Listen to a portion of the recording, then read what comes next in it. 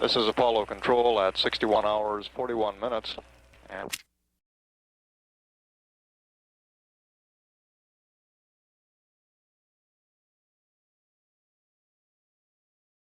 insertion maneuver.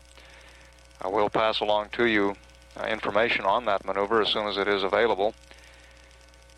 In the meantime, we anticipate things will be quieting down somewhat, both here in Mission Control Center and aboard the spacecraft. The flight plan is relatively quiet for the next several hours. Doesn't begin to pick up activity again until about 3 hours prior to the lunar orbit insertion maneuver, at which time the crew will begin checking out the guidance and navigation equipment and running through their systems checks in preparation for that maneuver. And here on the ground they'll be passing up the information needed to carry out the maneuver, and the crew will be checking this against their onboard figures and against the information that is automatically loaded into the computer from the ground. We'll continue to stand by for any communications that should develop. As I said, we do expect that the ensuing several hours will be rather quiet. At 61 hours, 43 minutes, this is Apollo Control.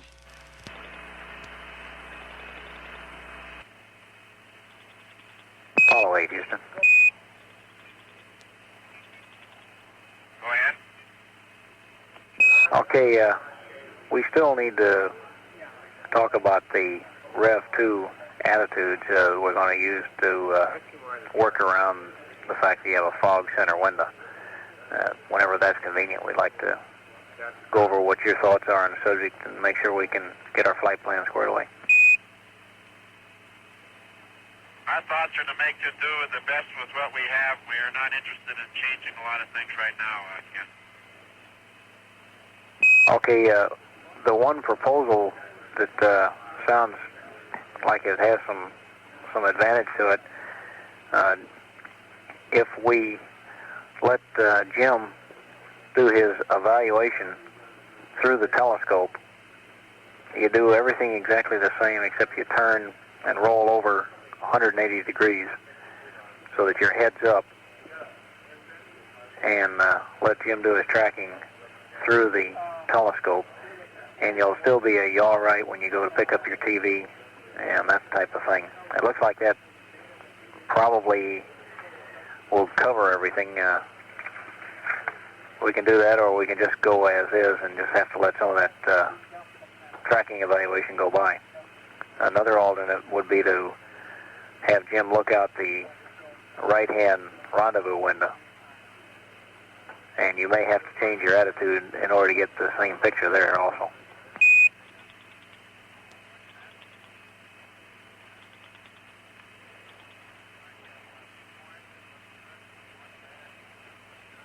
I think we'll try to do that, but I don't, this is one of the things that will work out when we get there. Okay, the reason we were looking into it in the flight plan here is if you do want to try rolling over and fly it heads up or something of that nature, we can help Bill get a little more out of his photography by giving him some new film settings and that type of thing. We'll have something like that available in case you do fly heads up. While we'll have some numbers we can call up for film settings. Thank you. Houston, Apollo 8. Go ahead. Roger, we are going to have to dump some urine here shortly. Will this bother your tracking? This is Apollo Control at 61 hours, 58 minutes. And at the present time, Apollo 8 is at an altitude of 18,733 nautical miles, traveling at a speed of 4,139 feet per second. Apollo 8, we're checking on that with tracking people. Since our last report, we've had a couple of conversations with the crew, in which we've discussed some of the methods for working around the fogged windows that the crew has on the spacecraft in order to carry out the planned tasks in lunar orbit. Okay, And you we'll can play those anticipate conversations back for you, and then continue to stand by for live conversations on from the hour. the spacecraft. And you might get a slight glitch as we go through, and I'll give you a call when we get back. Thank you, Ken. What station are we going to be going to, Ken? Well, okay, we'll be going to Honeysuckle. Thank you. Apollo 8, Houston, you're cleared for a dump at this time, and understand this is the last gas station for a long time. You mean you don't want us to dump after this for a while? That's affirm.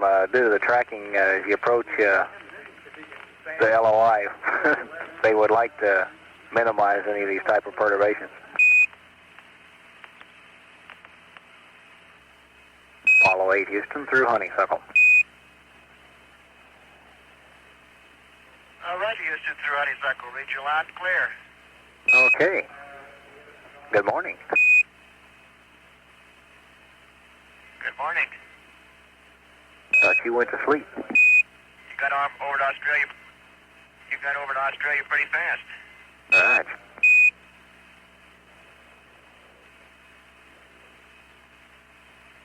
That gas station call wake you up? And I've been all eyeballs and elbows here for the last several hours. I bet. If you've got nothing else to do, I do have 2 charts in your LOI table that I need to give you some update numbers on.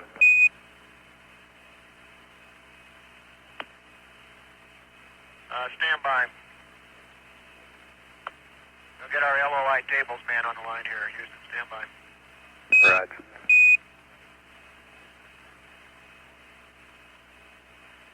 Okay, Houston, CFB here. You understand you have some updates for me?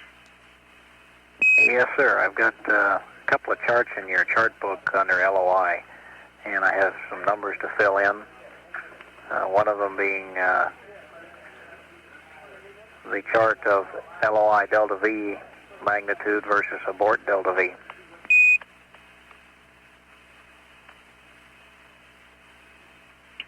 stand by. I'll get it up.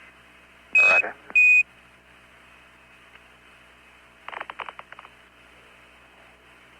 Okay, I have the chart out. Go ahead. All right.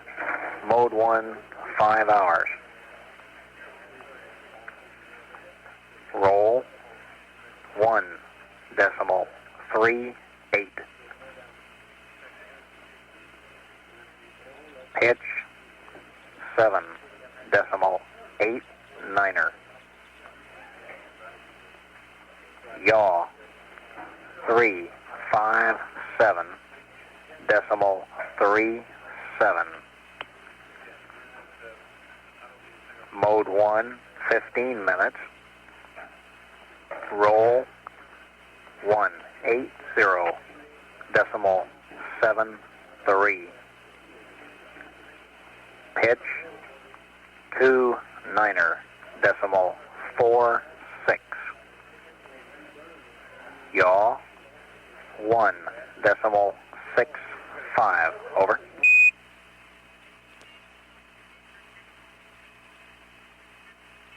Roger. The new attitudes for the mode 1 5-hour and mode 15-minute are as follows. Roll for the mode 1 5-hour, roll 1.38. Pitch 7.89. Yaw 357.37. Mode 1 15-minute, roll 180.73. Pitch 29.46. Yaw 1.65. Okay, that's correct. I also have to give you a couple of points to plot on that curve. The present curve you have drawn is based on a 60-mile perigee, or paraloon. You right now have a 62-mile paracynthion, and the reason that you're targeted for 62 miles is to pass over the landing site. So I have 5 sets of coordinates for you to copy. Is this to go on the same chart to redraw the curve? That's affirmative. Okay, go ahead. Okay, we'll go in on the LOI Delta V magnitude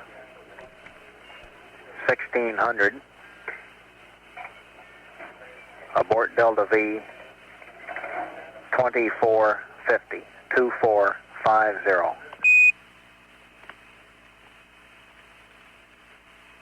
Okay, LOI Delta V magnitude 1600. Abort Delta V 2450. Stand by just one.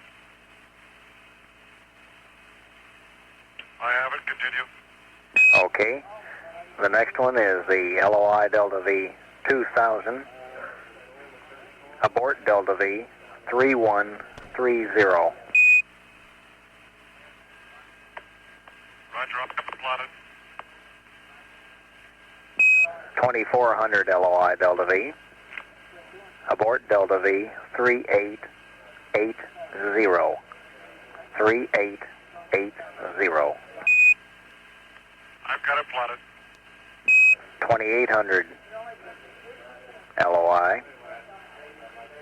Abort Delta V 4700. Over. Roger, I have that one plotted too. All right, the last one is LOI Delta V 2990.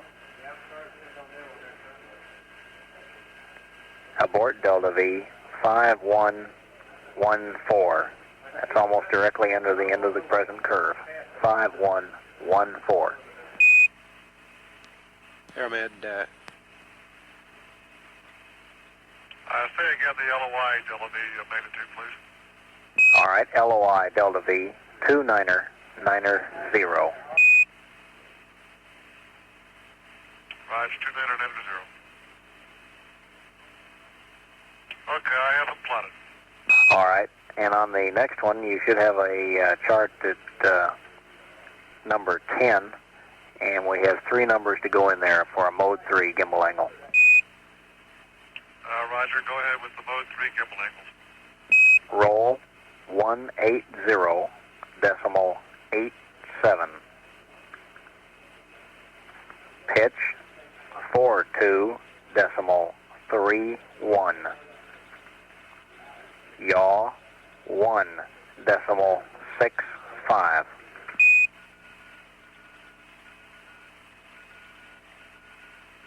Mode 3 gimbal angles are as follows.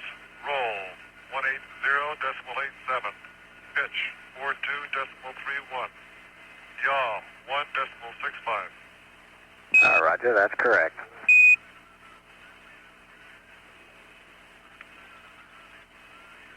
Could you please send up a French curve for me? Roger. Send up a couple. The only one I have is about 6 foot.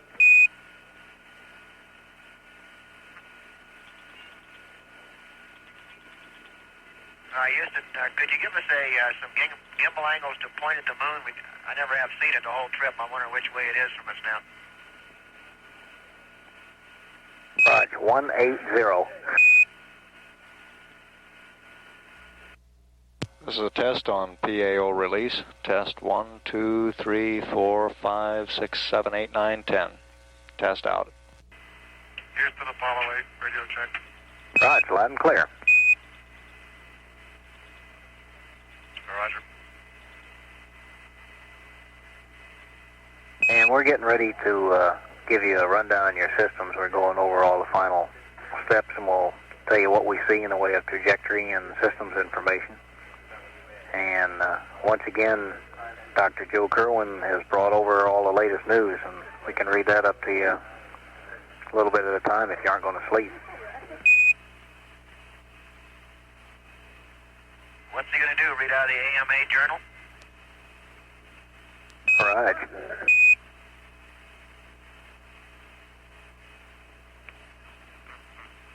Go ahead, we're all ears. Okay. one, the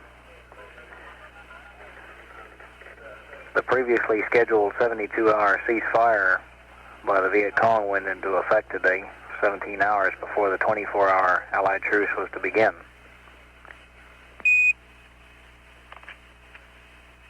You lost us in the numbers there. What was that again? Well, the gist of it was that the VC went into a ceasefire earlier than the truce that we had planned on. It's a Christmas holiday type. Right, good. Houston, how you read Apollo 8? Loud and clear. Sorry to stop on you there. We're going over the summary of systems data. Okay.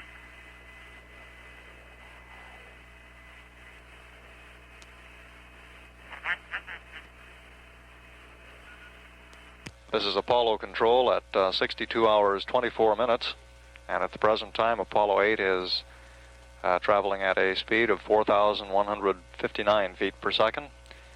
We're presently at an altitude of 17,657 nautical miles above the moon. We have some preliminary information on the lunar orbit insertion maneuver.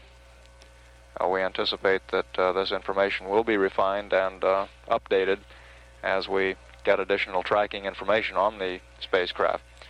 But at the present time, we anticipate that the maneuver will be performed at about 69 hours 8 minutes ground elapsed time.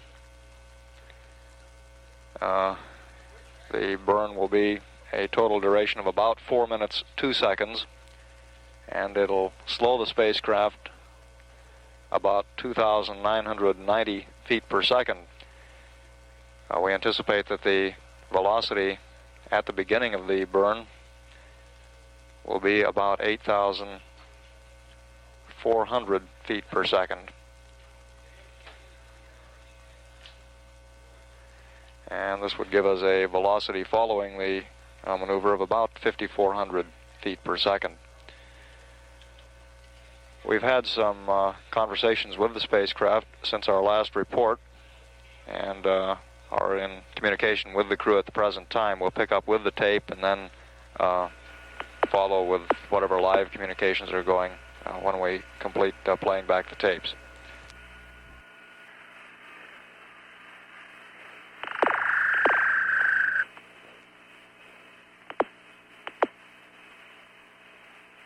Apollo 8, Houston. Go ahead, Houston, Apollo 8. Okay, I have a rundown on your systems here. GNC status, everything looks real. Go ahead. Just a minute.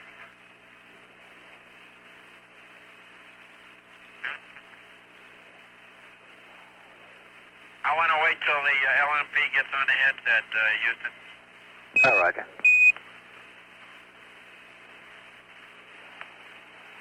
Okay, Houston, go ahead. Y&E comes on the line. Okay, well, we'll just start with the ECOM business then. I'll give you a summary of your batteries. Battery A, we calculate 38.3 amp hours. Battery B. Stand by a second, Ken.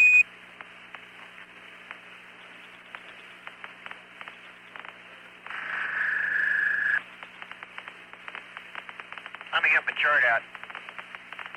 Right. Go ahead now. Okay, battery A, 38.3. Battery B, 36.9. Battery C, 38.5. That's looking pretty good. Looks like we got all the things back in that we took out, and we're running right along predictions. We would like to get a battery C voltage from you if you can reach over there and switch it.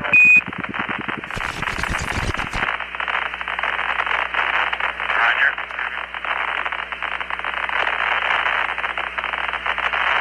37 volts on battery battery C. All right, 37 volts. Okay, the predicted cryo quantities at SEP. An oxygen tank 1, 170. Oxygen tank 2, 170. Hydrogen 1, 9.5. And hydrogen 2, 10.0. You essentially have single cryo tank capability all the way at full power now. Fine. The secondary coolant loop really looked good. Looks like you had a nice tight radiator and everything else on there was working right along the performance curves. Your main oxygen regulators both held at 104 psi during our check. Looking at the lunar orbit, expect to be doing a water boil of about 1 pound per hour. And this is just an approximation. There's quite a variety of estimates as to what the water boiling requirements may be. They go anywhere from boiling lots to not boiling at all. The next water dump will be coming up after TEI, so you don't have to worry about any of that until you get through. Communications predictions are looking good, possibly a little bit better than what we had hoped for. And it looks like we're going to get high bit rate on Omnis with our 210-foot dish at Goldstone. This will be working for us on the first couple of revs, and then we'll be switching sites, so we'll go back to using Omnis for high bit. The voice quality on the DSE is good. Your fuel cells have been running above nominal for the entire flight, and they really look nice and stable.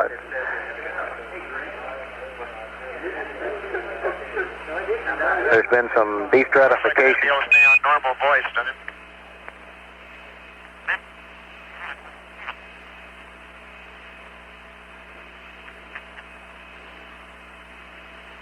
Okay, looks like may not be able to hack the normal voice. On the cryo tanks, we've had quite a bit of destratification, particularly in the oxygen, and you notice this during the fan cycles and delta V's. So we're going to be sure, and we'll remind you again to stir up the oxygen prior to LOI. CMC is running along like clockwork. GNC tells us that the RCS quantities are looking good. You're using the same amount as predicted for your PTC and for your alignments. What we have in the way of a red line, we're going to tell you that you can use 30% per quad in lunar orbit. This is quite a bit fuel to play with. And you can take 30% and subtract that from what you have at the completion of LOI. And that will be a good number. On the SPS, the oxidizer and fuel feed line temperatures are 75 and holding steady. The service module RCS quad package temps are cycling, and they're holding between 120 and 140. And it looks like we're getting good normal heater operation.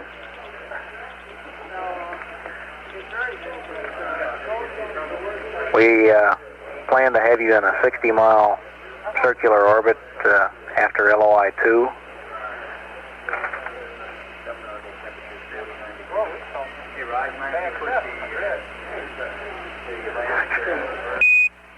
And we should have some pads for you on the LOI burn at about 67 hours.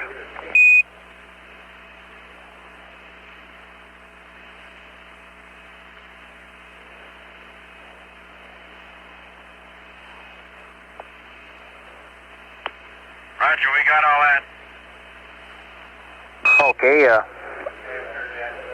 We're still going through the tracking, and as you know, we're going to hold down on water dumps and so forth during the last couple of hours in and out in order to aid the tracking procedures. Everything's running along the line normally now. If you have any other specific questions, we are looking for an angle on the moon. I guess that's about summarizes the system. Everything looks go right now. Okay, Ken, thank you. We just completed day 3 meal C, and now we're going to break up and each take a rest period before LOI. Okay, real fine. Everybody wanted to ask you if you wouldn't try and get some sack time here before we go in. It's going to be a big day. Roger. This is Apollo Control. At the present time, our spacecraft is traveling at a speed of 4,176 miles, feet per second, and our altitude is 16,814 nautical miles. As you heard the crew advise, they do hope to get some rest now before activity picks up, leading toward the lunar orbit insertion maneuver. According to the flight plan, they'll have about 3 hours of relative quiet in which they will be able to get some rest prior to picking up activities leading toward that maneuver, such things as preparing the guidance and navigation system, checking out the spacecraft systems, and getting set up for that maneuver. We'll continue to monitor for any conversations. We do anticipate that will be relatively quiet, and we'll come back up in the event that we hear anything from the crew, and we'll give you periodic status reports. At 62 hours, 46 minutes, this is Apollo Control. Apollo 8, Houston. Go ahead.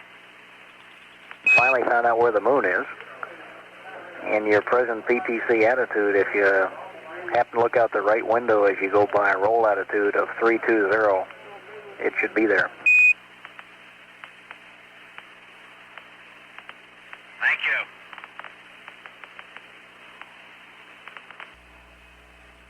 you. This is Apollo Control at 63 hours, 4 minutes. At the present time, our spacecraft is at an altitude above the moon of 16,035 nautical miles, and our velocity continuing to increase, still increasing rather slowly but steadily. Our speed is now 4,194 feet per second. We would expect this relatively slow velocity build-up to continue until about 65 hours. At that point, the spacecraft will be some 11,000 nautical miles from the moon, and from that point on, the acceleration will begin to build up quite rapidly, so that within about 4 hours from 65 hours at the point where we would do the lunar orbit insertion maneuver, from that in that 4-hour period of time, the velocity would just about double, going from some 4,350 feet per second up to about 8,400 feet per second. We have some further information on the lunar orbit insertion maneuver as a result of the mid-course correction that was done at 61 hours. And we have a refinement also on the effects of that mid-course correction. Prior to the mid-course maneuver, we've computed that our parasynthian, or point of closest approach to the moon, would have been about 66.5 nautical miles. As a result of the burn, it was lowered to about 61.8 nautical miles. The lunar orbit insertion maneuver using the Service Propulsion System engine is scheduled to occur at 69 hours, 8 minutes ground elapsed time. The burn duration would be 4 minutes and 2 seconds.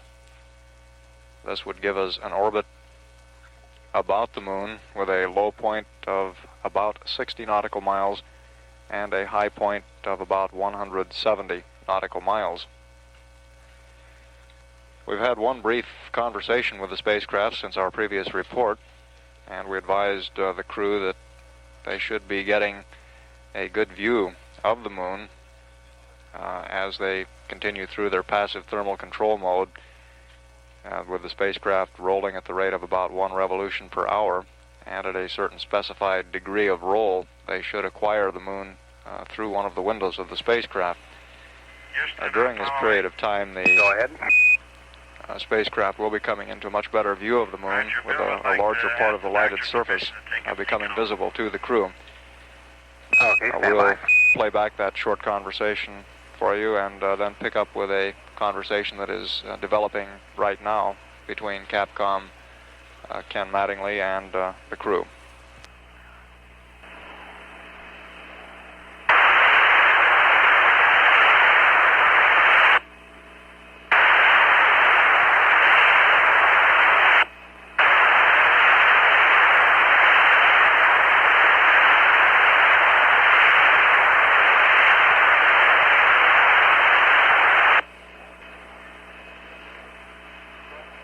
Houston, this is Apollo 8. Did you call? We lost track for a minute.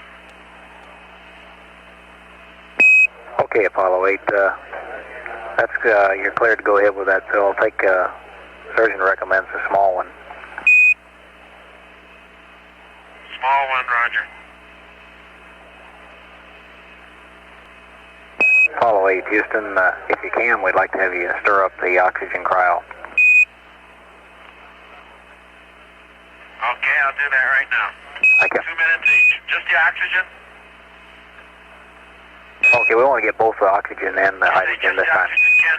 No, sir, both the oxygen and the hydrogen. Okay, starting with the hydrogen. Thank you. Okay, Houston, Apollo 8, we've cycled through all the cryo pins. Okay, thank you.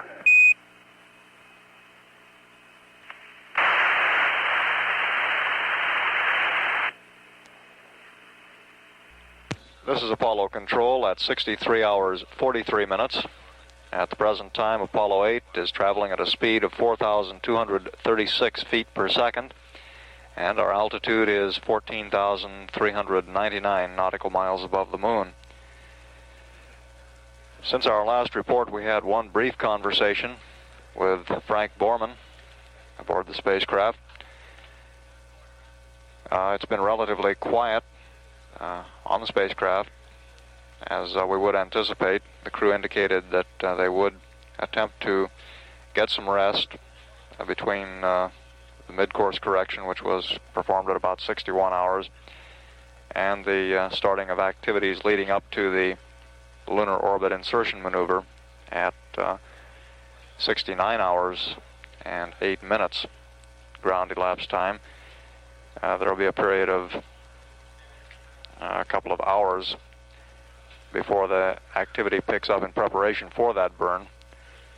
Beginning at about 66 hours in the flight plan, they will begin burn preparations, the systems checks and guidance and navigation preparation that they will do for that maneuver.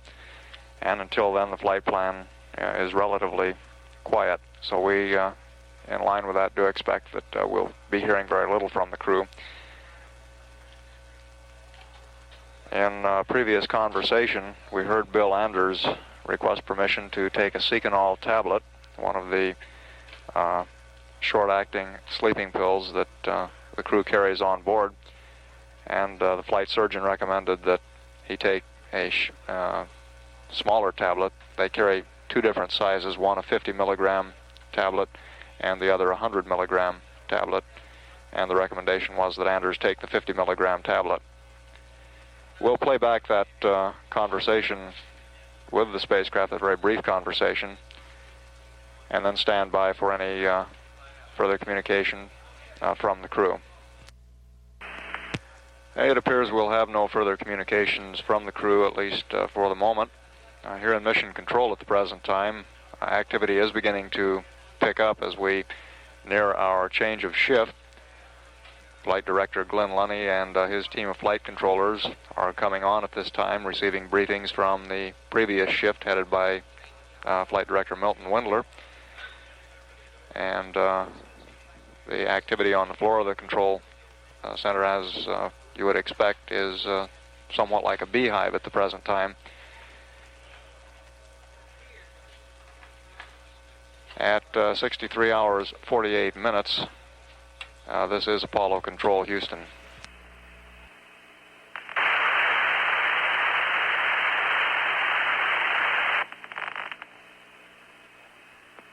Houston, Apollo 8, how do you read? Loud and clear, Apollo 8.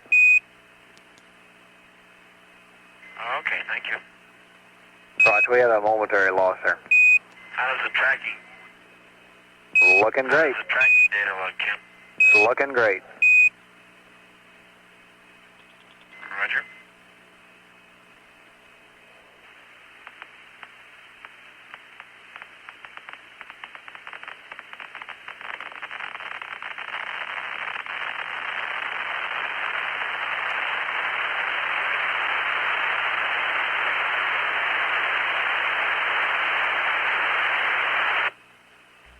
This is Apollo Control, Houston, at 64 hours, 22 minutes, 24 seconds, now into the flight Apollo 8. The Apollo 8 spacecraft at the present time, 12,761.5 nautical miles away from the moon. Its current velocity relative to the moon, 4,288.9 feet per second. Glenn Lunny's team of black team of flight controllers is now aboard. He brought the team up with amber lights and went around the room and discussed our current status. Meanwhile, we have about 15 seconds of conversation with the crew, a conversation relative to present trajectory and tracking. We'll play that now.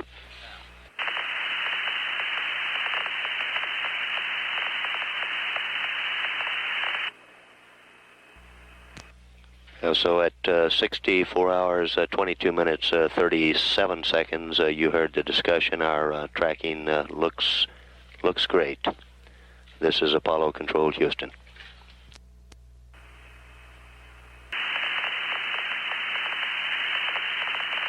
Houston, Apollo 8 with a radio check. Apollo 8, Houston, loud and clear. Oh, well, good evening, Jerry. Howdy.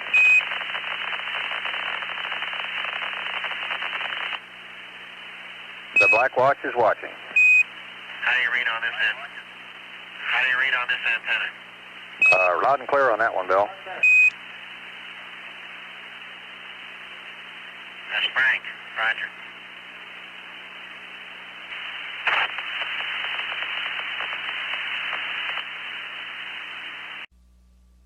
These gentlemen would like to wrap up as quickly as possible tonight so they can get a little bit of rest before they have to come back in for that maneuver, and I'm sure some of you might like to do the same. So we'll just start off then with a summary of what's happened on the shift and open it up to your questions. Well, our shift started right after the TV activity, excuse me, earlier this afternoon. We had a fairly calm time there with the crew essentially resting up until the time when we executed the mid-course 4 correction. And you're probably aware that was about a 2 foot per second burn made with the RCS under the primary guidance and navigation system control. It's about a 12-second burn. That occurred around 61 hours. There was about an hour or so of activity there just prior to that where we updated the spacecraft pads and the computing system and so forth. Got a crew status. Essentially, they're all in feeling well. They've had various amounts of rest in relatively brief cycles, and Dr. Siegelsmith will tell you a little bit more about that later. We ran through an exercise we call the redundant components check.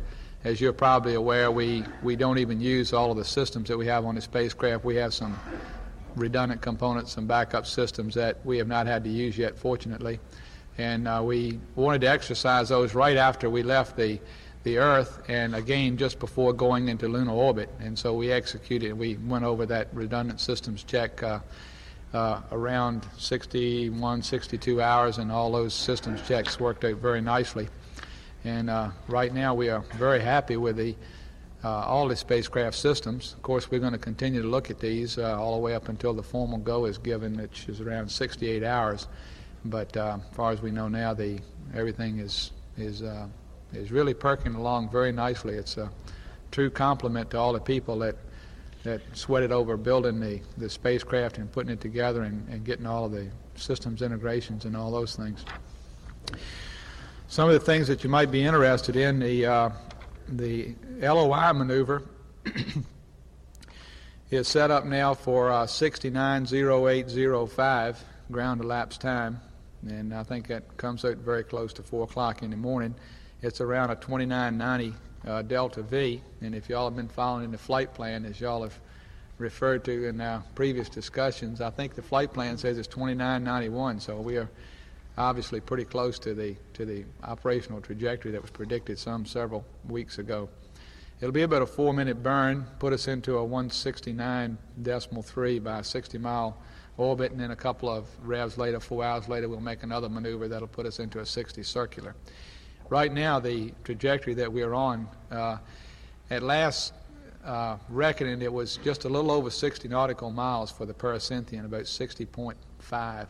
And as we continue to track after that mid-course 4 maneuver, we continue to refine that, and it's coming in a direction which puts it closer to the 60 nautical miles that we were targeting for.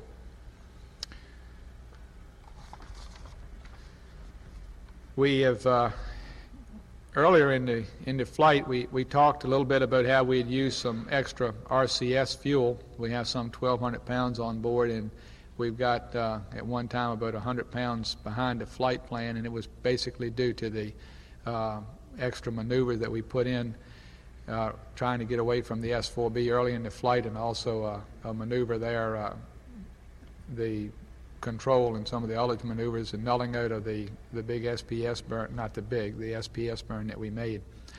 So we have now done actually slightly better than the flight plan indicated as far as the passive thermal control is concerned, and somewhat better as far as the nav sightings are concerned. Plus, you're aware that we've skipped 2 of the mid-courses. We weren't required to do them, and we actually only had to do a 2 foot per second mid-course here for number 4. So all of these things have essentially got us back into not up to the exact flight plan yet, but we're in a real favorable position. In fact, we can, if necessary, use about 30% of our onboard fuel total quantity that we started off with just to do the lunar orbit operations. And this figures out to roughly about 300 or 400 pounds as opposed to the 100 pounds that was in the flight plan for that. We still think 100 pounds will do it, but if it doesn't, and we have to hold attitude longer or maneuver faster, we have, the message I'm trying to get across is that we have essentially a lot of RCS fuel to play with in the lunar orbit. We feel pretty confident about what it's going to take to get us home, that the pre-flight predictions of the passive thermal control, the nav sightings, and those things are going to be as we expected. So the amount that we had budgeted for that looks like it's going to be just about the amount that we will actually be saving now to go back home. The window situation, and if you're interested in that, the last report from the crew was that, as you probably already aware, the center window is still fogged up. The 2 windows, the rendezvous windows, are essentially okay, and the other 2 windows have some haze on them. The one on the left side is a little bit better than the one on the right side, which unfortunately is the one we plan to take the pictures out of. So Bill Anders' estimate of all that was that he really still felt like he would have to wait until he got to the lunar surface to actually see what kind of problems he was going to have. We've reviewed the effect of all of this on the flight plan and the attitudes, and have several options lined up. And we discussed this with Frank, and I believe you probably copied that on the air-to-ground loop. But we're standing by with we hope the answers to a series of possible questions that he has, and he's going to essentially decide in real time what he might do about changing this around. The 2 basic options One is that they can roll 180 and use the use the telescope and the optical system to do the landmark familiarization in the second rev. And another option is that Lovell can change seats with Anders and look at one of the good windows that's on that side. So the rest of the revs should not be greatly affected, since they plan to use the scanning telescope and the optical system during those landmark sightings anyway. And I believe that just about gets us brought up to date. The last little hack I had, it increased our speed somewhat, a couple of 100 feet a second while I was on shift. We were doing a little over 4,000 feet a second towards the moon. We were around 13,700 miles away and about 191,000 away from the Earth, and it's all downhill to the moon from where we are now. John, you want to give us a brief status on the crew at this point? Certainly. Okay, at 61 hours, 11 minutes into the flight of Apollo 8, we received a crew status report from Colonel Borman, and at that time he told us that the crew had eaten 2 meals thus far today, meals A and B of day 3, all except for some of the hard bites, which he related that no one liked particularly. The pudding was reported as outstanding, and the personal radiation dosimeters were swapped per our request. And the readouts were given. The commander to date has 70 REM, or RADs if you wish, and the lunar module pilot has 800 RADs. 800 millirads, correction on both of those, 800 millirads and 70 millirads on the commander. This was as of 61 hours GET. The water consumption was reported. The commander had 25 ounces. This is the potable water that's excluding that used for food rehydration. The sleep, the commander and the command module pilot reported having 2 hours of sleep at the present time, but plans were made for having more at a later time. The other thing I'd like to state is that we've had a healthy crew today. There's no new symptoms. Everybody is in good spirits.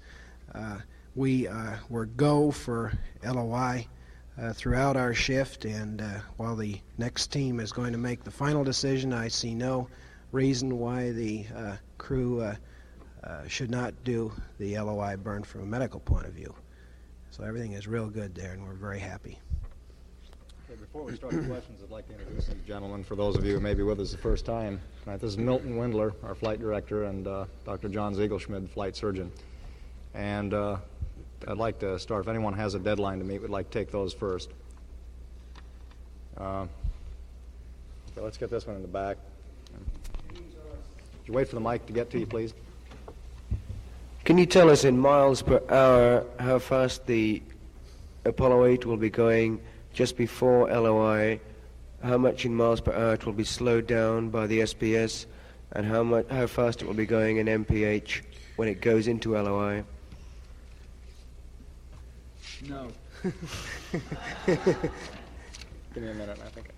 All right, there's a handy-dandy man with those kind of numbers. I'm sorry. In fact, I really can't even tell you in feet per second, but we never think in terms of miles an hour, but he'll work all that out for us here. Let's come up here and take this one, John. Do the rough figures still hold? It was 3,600 going into LOI and a 2,000 FPS drop.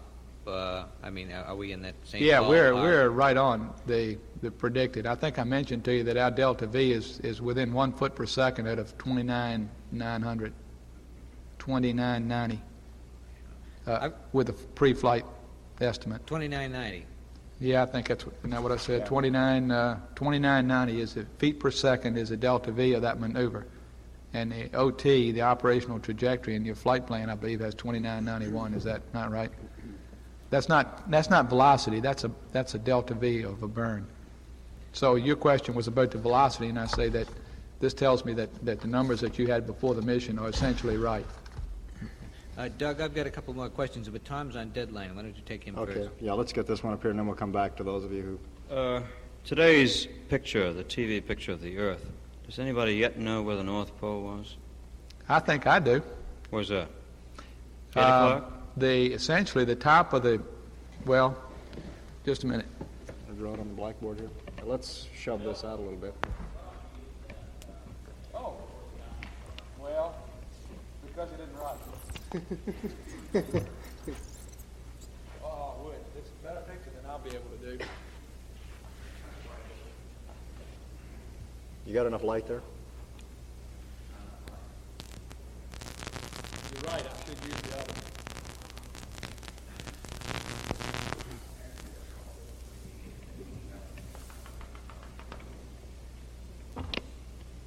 It's south.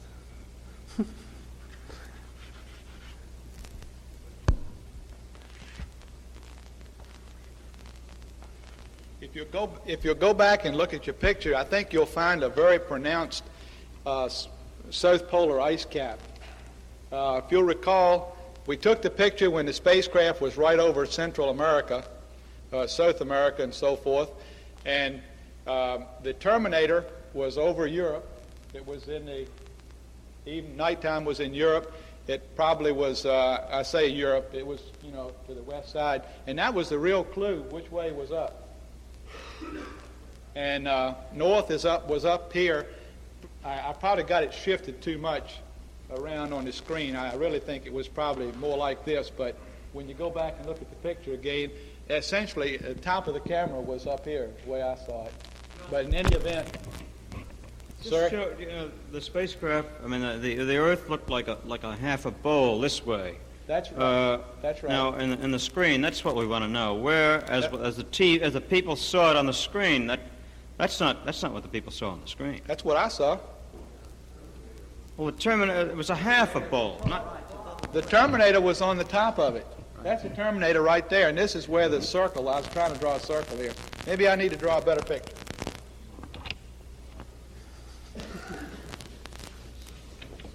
What?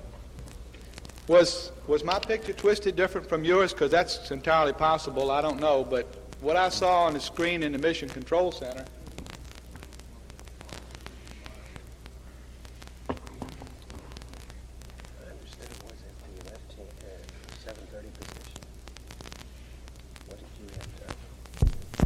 The Terminator, excuse me, I don't know how to work this. Okay, the Terminator was across the top, and this was all dark, and usually we couldn't see that. And I'm trying to draw kind of a line through the North and South Pole, and the spacecraft was actually located directly above South America. And of course, you can only see 180 degrees, and if 90 degrees on the Earth, Baja California, somewhere over here. Now, I had a hard time picking it out. That's not what we saw here. What we saw here was a little bit like that thing over there. It wasn't quite like that. It was sort of a little more bowl-shaped this way. Well, isn't that what I'm trying to draw? I'm saying that you didn't see this. The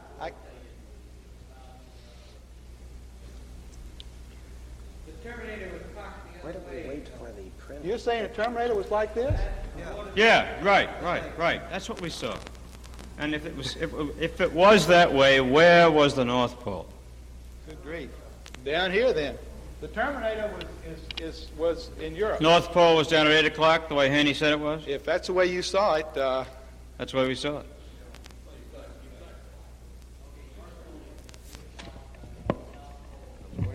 Yeah, if that's the way you saw it. But the Terminator was is essentially over Europe, over the Atlantic.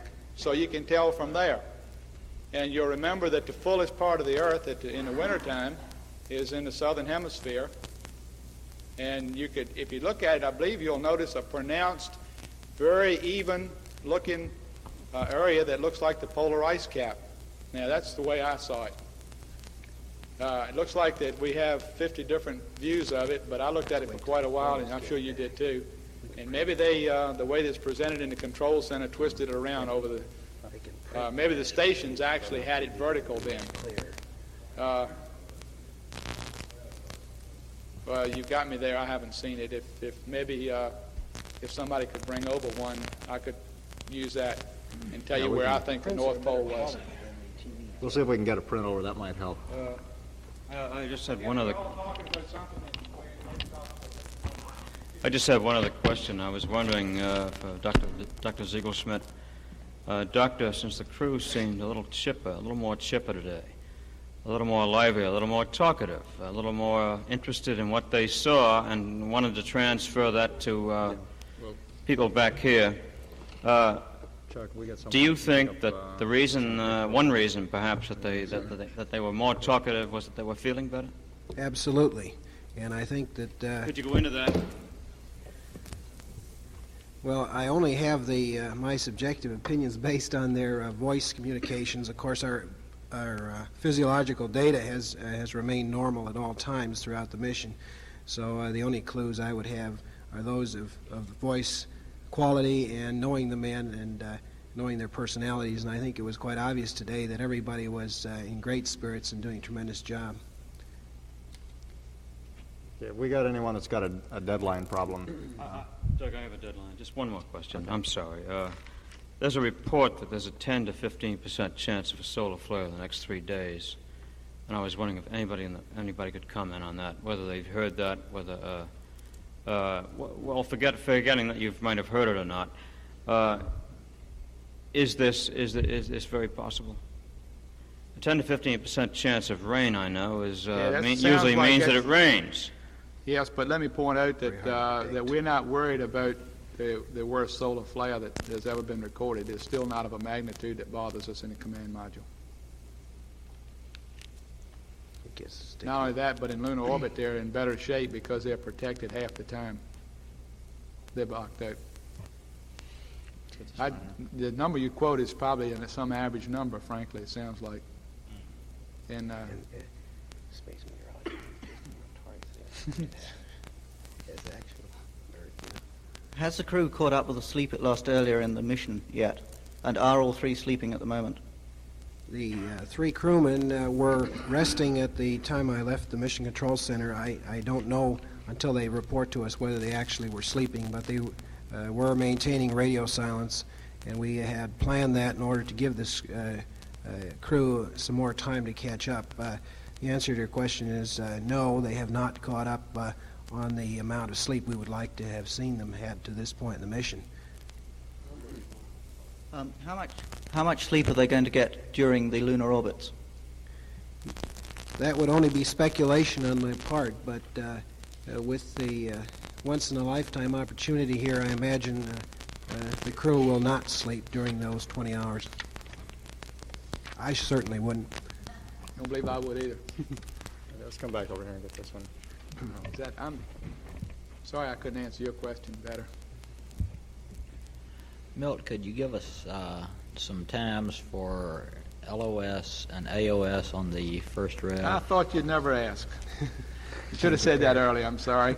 LOS is at 6836, and you'll recall I said the maneuver itself is at 6908.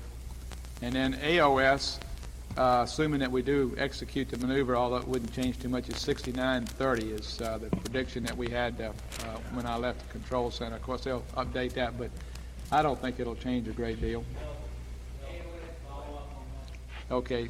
Just wait till we get the mic back. LOS is 6836 and AOS is 6930, and the maneuver is at 6908, some 22 minutes before AOS. Okay. How much would it change that AOS if they do not do the burn, if any? It'll make it earlier by, I'd guess, a couple of minutes. That's what we've seen in the simulations, and I didn't get that number before. Am I talking? Yeah. Is it coming through? Mm-hmm. I mean, I'm talking all right. It would be like a couple of minutes early. Okay, and could you talk a little bit about the trade-offs that are involved in the two options for dealing with the window fogging situation? Two options in the what, please? Window fogging. For dealing with the window fogging.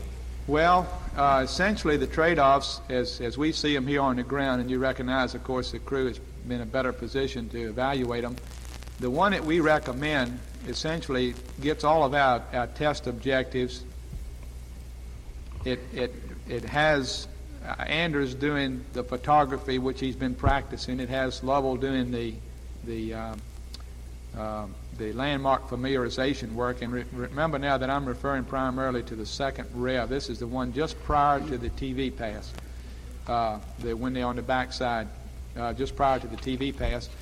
And the disadvantage of that one is it does require a 180-degree maneuver roughly on the spacecraft, since before they were looking out of the windows, and now they'll be using the lower equipment bay with the optics, which is essentially on the opposite side of the spacecraft, below their feet. The other option, which, okay, Lovell will be using the optics. What will Anders be using for well, in the photography? one that we like, he would be doing the photography as planned. Yes, but through what window? Or through what optics, or what? Through the best of the two windows on his side, which are the two windows he is already planning to use. Now, the center window is the one that's opaque, and they never plan to take pictures from that at all. So we'll use the same windows. It does involve changing some of the things that he takes pictures of. He'll be looking north instead of south, or vice versa. I forget which way it is, with some different lighting, and we worked out the different lens settings, etc., if he should choose to do this.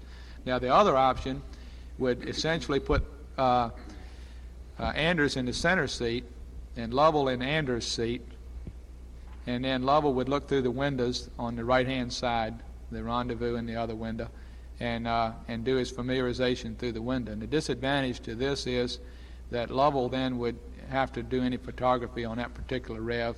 Anders would essentially be out of participating in that rev. There would still be some small attitude changes, but probably not quite as many. And so that has, perhaps, if you kind of added up the red pencil changes in the flight plan, there are fewer of those for that option than for the first one, which is really the one that we kind of would like to see on the ground. I guess we don't feel strongly either way. We just asked the people to look at it and tell us what they thought, and they said, well, this is the one that we think is perhaps the best, but we're not going to press either one of them on the crew at all. In fact, we talked to them and told them this, and we left it at that. We didn't even tell them about the flight plan changes in any detail. We'll have those ready, though, when we need them. Yeah, let's get this right. For guidance purposes, if nothing else, could you tell us roughly where the TV pass will cover? In other words, they'll start at 6 degrees south, go up 6 degrees north or 12 degrees south, cover from XYZ longitude east to XYZ longitude west? Gosh, okay. Let me express it this way, and see if as we come up over the lunar horizon with respect to the Earth and see the Earth rise, it's our intention to be trained on the camera trained on the horizon at that time. Now, you recognize, of course, that we have to have the high gain antenna pointed at the Earth. We have to do the acquisition procedures, etc. And it makes it just a little bit more difficult. We lose a little bit of time. We hope not very much. So we hope that as we come up over the lunar horizon there, and we'll see the Earth rise, and we'll take for around 10 minutes or 15 along in that time period, general targets of opportunity, but it'll be during that part of the lunar landscape. It'll be the part that we can see from the Earth, of course, probably the first third, I'd say, of the full moon as we come up on it. Is that the kind of you don't answer? have any guess as to whether you'll be coming up from say 6 or 12 degrees south latitude heading towards the north, where you disappear between longitude this and longitude that?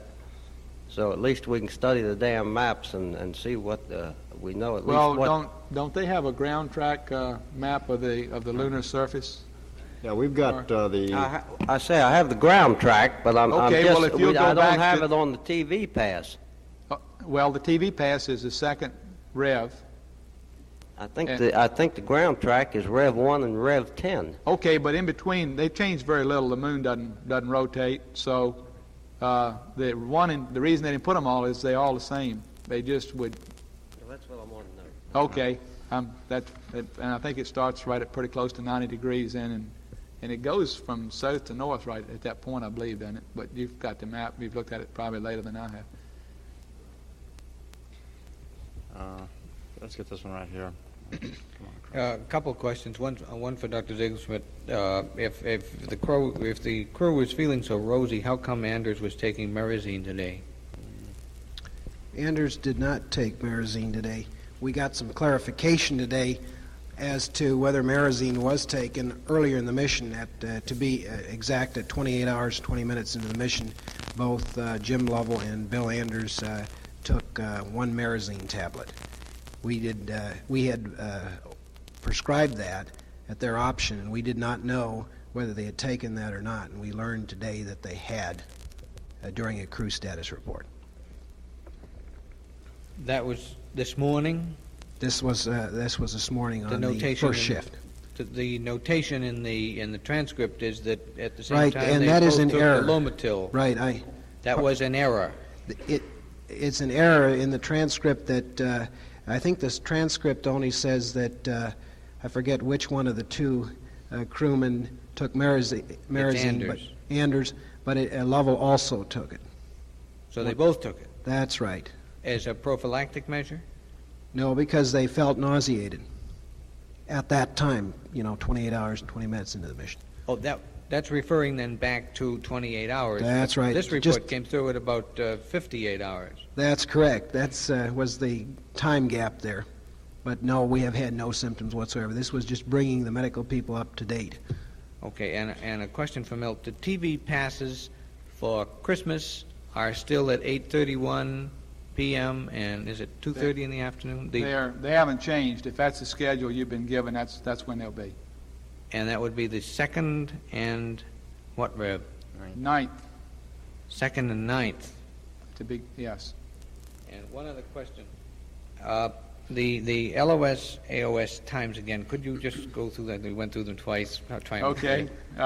LOS, 68:36. AOS, 69:30. Let's go back here and get this one.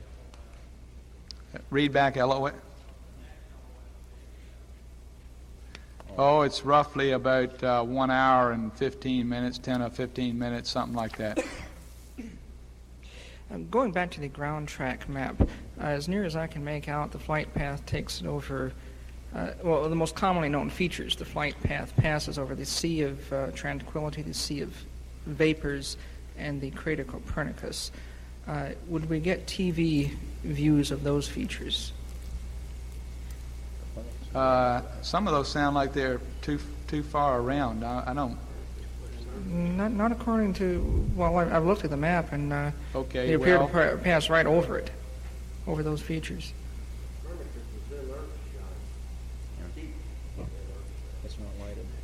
Okay, you're talking about further on around in the Rev later on that it's in Earthshine, darkness. Well, I'm not sure where it will be, but the flight path says they go over these features. I think they're all on the side facing the Earth. Oh yes, it faces the Earth all right, but the Terminator is in about at the middle, I believe, some pretty close to the middle, a little bit past the middle. I'll recheck that. Okay. If you got a map with you, we can run over where it is, but I didn't bring one with me, but I guess I should have now. About 2 hours ago, I believe I heard communication up to the spacecraft, somebody asking if he could take something, and the answer was yes, but the surgeon says to make it a small one. Now, what was this in reference to? That was in reference to a query by the commander as to whether the lunar module pilot, Bill Anders, had permission to take a sleeping pill, 50 milligrams of sodium seconol. We have two dosages aboard, one 50 milligrams and one 100. Because there was only about 5 to 6 hours remaining before the burns, I thought the smaller dosage would be indicated.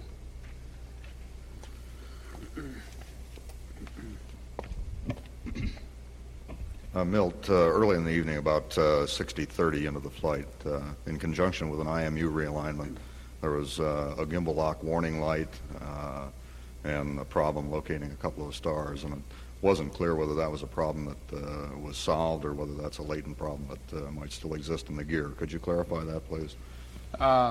It wasn't real clear to me either, to tell you the truth. Apparently, though, the so-called gimbal lock problem, when we looked at the ref mats, and they were 70 degrees apart, which is the gimbal warning limit for gimbal lock, and when we set up in the automatic system to go from one ref mat to the other, it saw it was 70 degrees, and like it's supposed to do, it flashed the warning that it was. And you can manually get around this by just not following the pre-programmed way, which is what he did.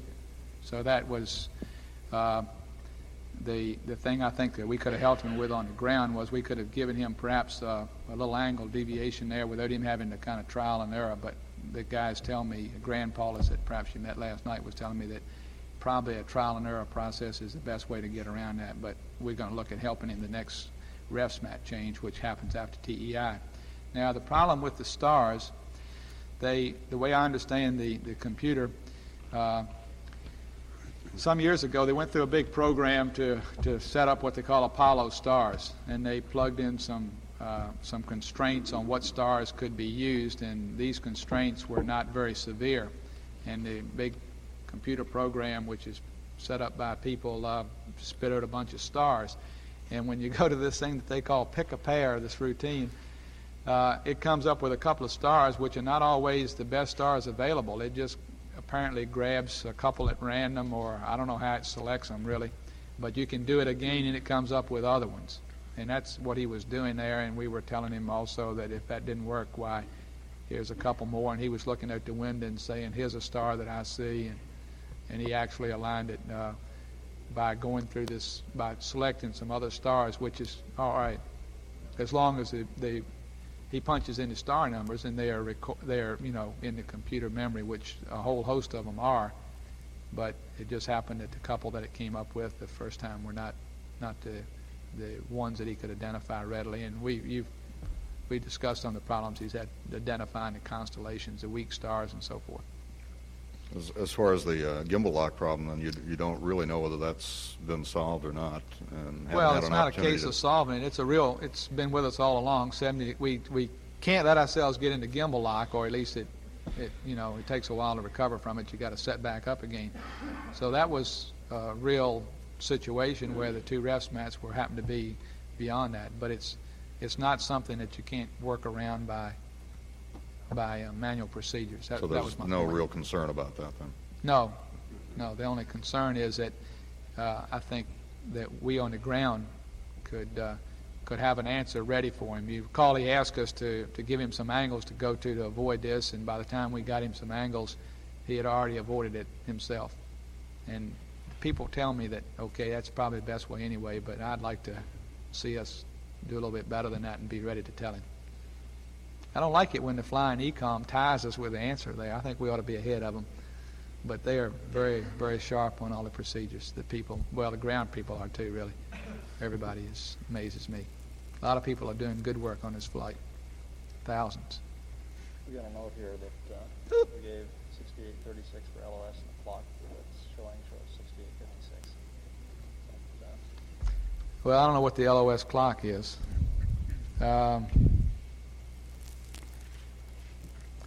6856 is a flight plan number. The number that I get off of the computer program is 6836. So what I like to think is that my number is a better number, but I can check into that. We can clarify. But 6856 was an earlier flight plan number, which the LOS programs that they have to do are not that completely accurate. And we're approaching the moon, actually. All the diagrams, show us coming pretty close to it, but we are really screaming in at a pretty high relative angle. It's not like that big, long thing would show you, coming right in on it.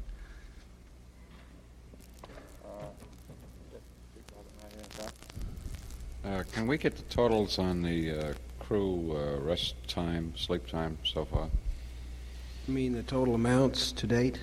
Yes. I don't know what he's going to say, but we don't really know that. These are only estimates on the part of the crew, and of course, if you realize it's pretty hard to estimate exactly how much sleep we have because we have no objective measurements of this. All I can say right now is that we're the command module pilot and the module pilot Roger, about half of that, which we'd like to have seen, and the commander's a little bit better than that. He's about 80% of what we'd like to see him had at this point in the mission. But we have sleep yet to account for this evening, which the black team will get. PMP and LMP at half of what you'd like to see? On the first 2 days of the mission. Okay. We're in the third day now, so they may improve that percentage. But I must emphasize, this is only an estimate.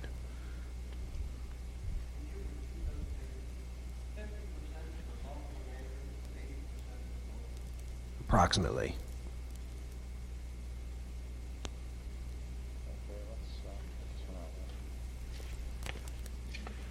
This will be a quick one. If there's been an explanation, just tell me and I'll look it up.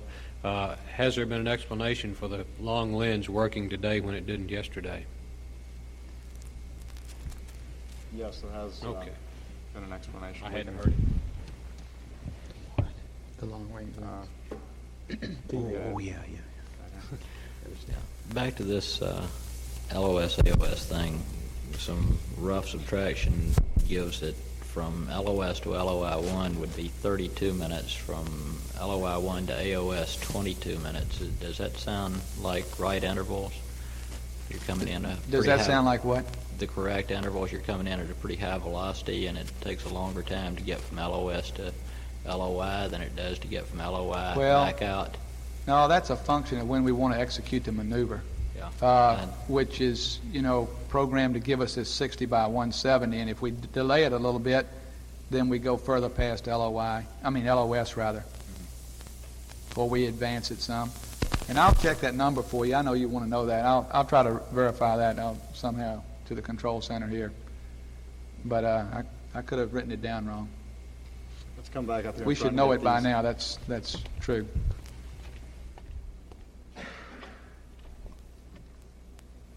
This refers to the same thing. Normally, the break in communications as they're orbiting the moon should be about 45 minutes. Is that correct? Yeah, that's about right. This break in communications, which you're giving for LOS to AOS, is 54 minutes. And we were told last night, I thought, that on this first backside pass, because they were moving so much faster for the first half of it, that this LOS ought to be shorter than the ones on subsequent revolutions. That's true too. Well, now we've got one that's 9 minutes longer than they will be on subsequent. You may have me. Maybe the 56 number is right. Okay. That's the LOI burn time. Don't believe I wrote that one down wrong. Do you have the answer to that first question yet on MPH? Yes, if you're willing to take rounded off numbers. Figure that I had before we came over here for the velocity at the time the LOI maneuver is performed was about 8,400 feet per second. And my figure shows that to be about 5,712 miles an hour. The maneuver is about 2,990 feet per second, and I rounded that off to 3,000. And that comes out to about 2,040 miles an hour that they slow down. And the speed after the maneuver is about 5,400 feet per second, which is about 3,672 miles an hour. And those are approximate. About 3,672. Those look right to you? Man, I don't deal in miles. Well, feet per second. Yeah.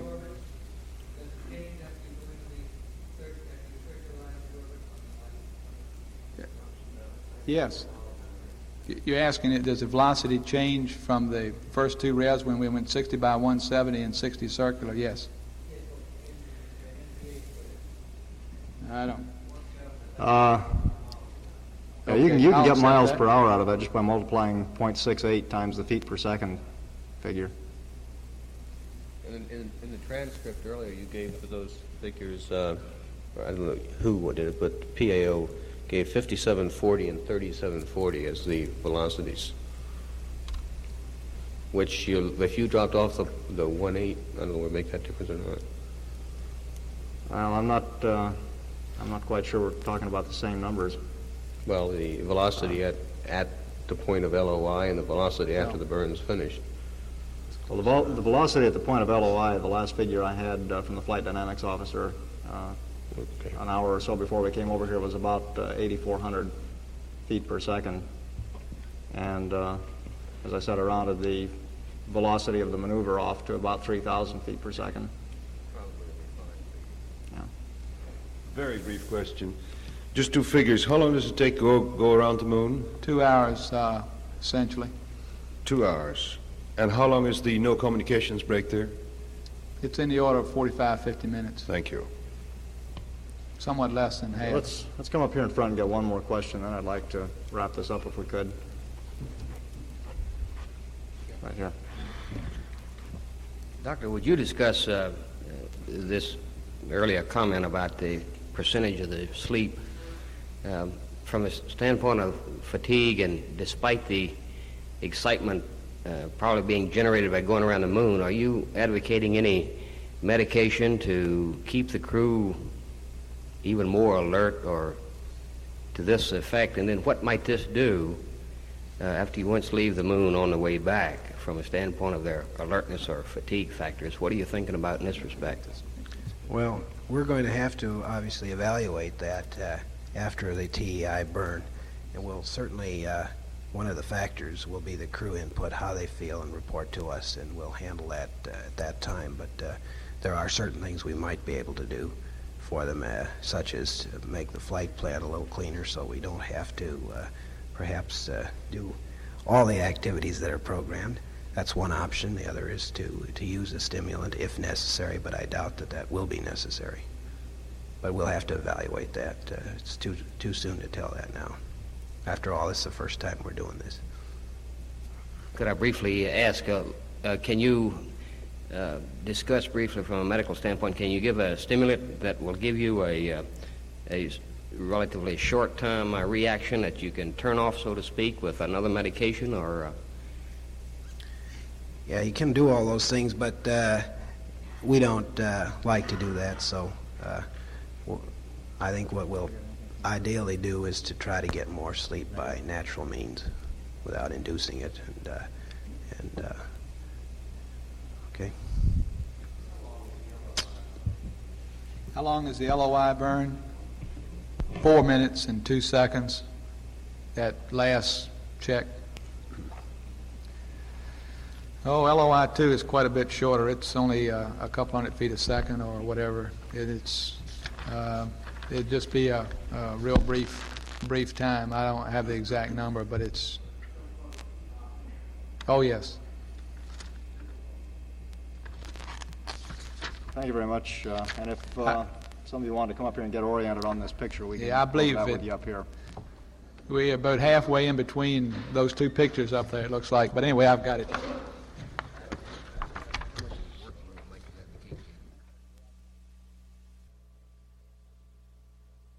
This is Apollo Control, Houston, at 65 hours, 48 minutes, now into the flight of Apollo 8. At the present time, our displays show us that we're 9,128.8 nautical miles away from the moon. Our velocity reads 4460.3 feet per second. We've only had brief conversations with Apollo 8 since our last announcement, primarily communications checks, and we'll play that tape for you now. Apollo Control, Houston. Meanwhile, we've been provided some refined numbers for loss of signal and acquisition of signal as we proceed on our lunar orbit insertion burn number 1. We should lose Apollo 8 communications behind the moon at 68 hours, 58 minutes, 4 seconds ground elapsed time. We're now looking at a time of ignition of 69 hours, 8 minutes, 5 seconds, and we should reacquire at 69 hours, 31 minutes, 34 seconds. Honeysuckle should be our tracking station to acquire. At 65 hours, 50 minutes, 18 seconds into the flight, this is Apollo Control, Houston.